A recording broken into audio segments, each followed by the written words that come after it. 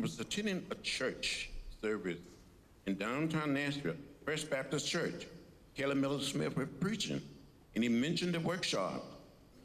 That's how I first heard about the workshop, Jim. And I made it.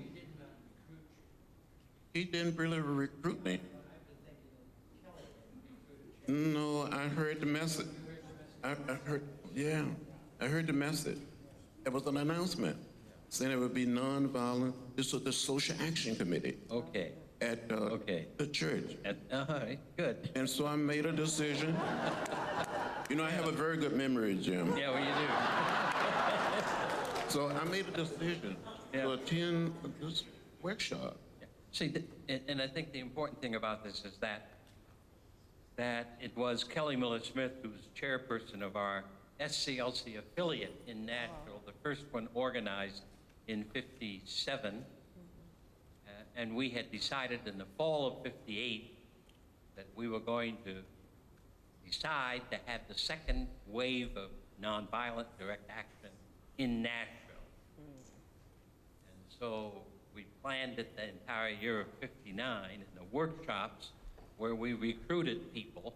I thought Kelly had recruited you, and that you had recruited Jim Bevel and Paul Brooks and Julius Scruggs and Bernard Lafayette. And Bernard Lafayette, yes. I had recruited Curtis Murphy and Paul LaPrade, who recruited Diane Ash. We actually set out to recruit people to get them to participate in it. So we had a group of maybe 20 to 30 people in the initial workshops that began in September of 1959.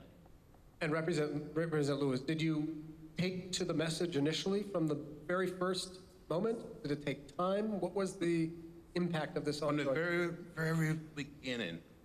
I accepted the teaching. That's what I just said.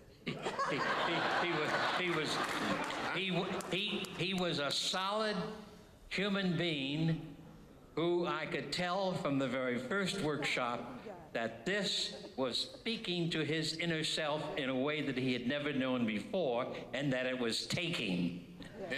And being very young, being in that setting, listen to Jim Lawson telling the good news, how we can act and how we can accept the way of peace, the way of love, as a way of life, as a way of living, and teaching us to love and not to hate, not to become bitter, but to be persistent and insistent. That's right. And to never, ever give up.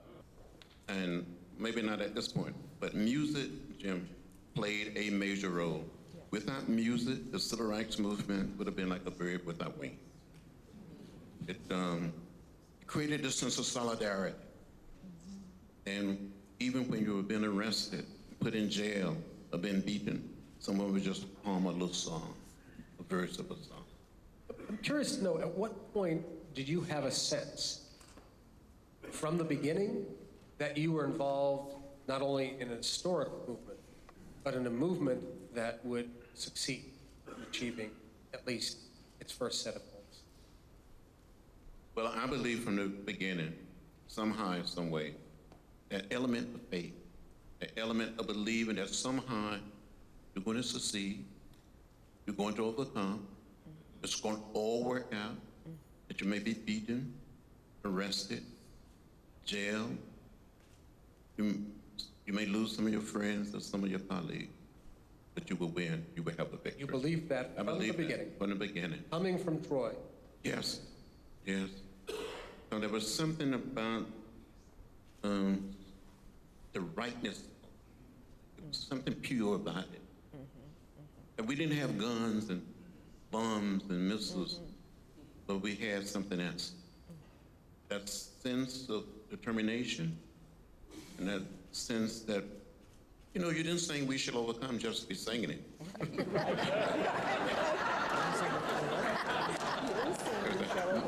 We shall overcome. And people really felt that. People believed that. I think the message is simple. That when a group are committed and dedicated people come together and understand as we understood as a result of the teaching of Jim Lawson. This man, I don't say it because he's here, but he imbues that sense of right, the sense of discipline in us. We couldn't turn back. We couldn't give up. We became his students. He taught us. He was our teacher. And he helped change America. But there's so many disciples,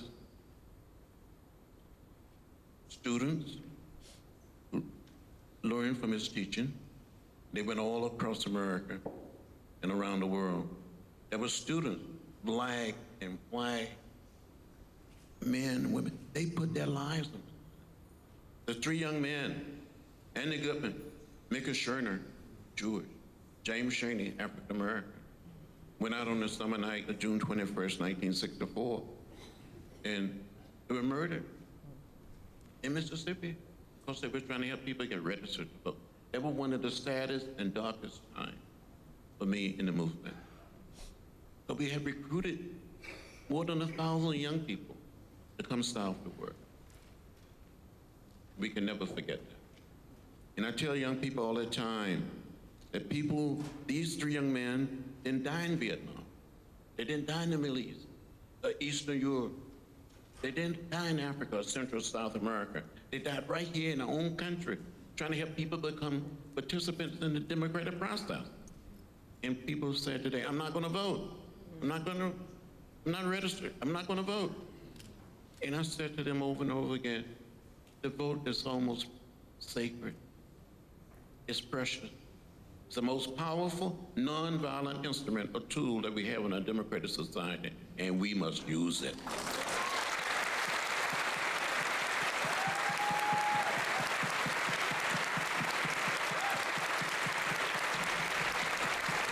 I don't want to be political about anything tonight, I know, but I tell you, we living at a time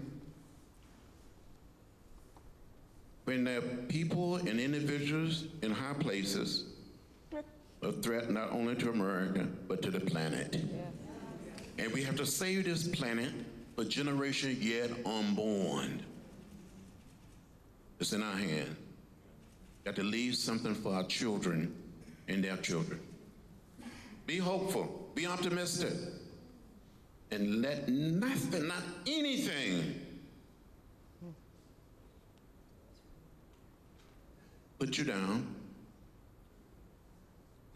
It's all gonna work out if we do our job. Thank you. Thank you very much.